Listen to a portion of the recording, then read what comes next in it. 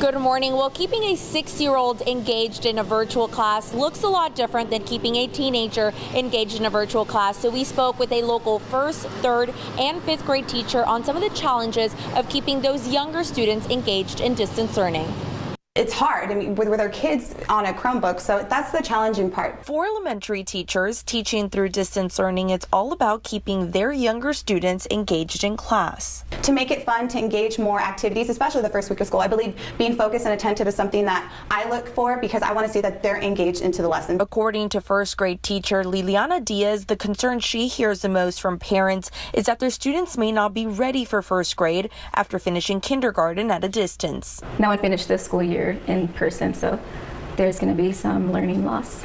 Her plan is to meet her students where they are at and hope parents will allow them to work as independently as possible during distance learning. Especially because they are 6 years old, with navigating websites, or at least guiding them.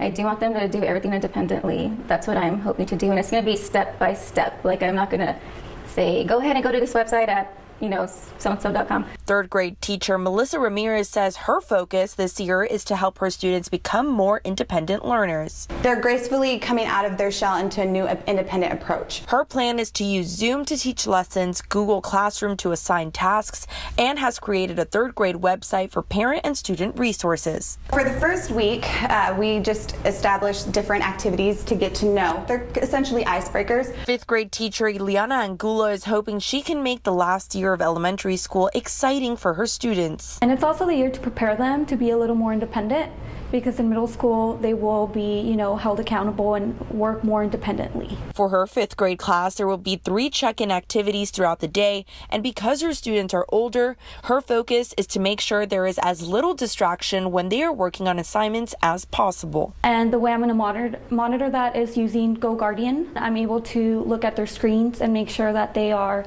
doing what I'm asking them to do, and I'm also able to limit what websites they can access.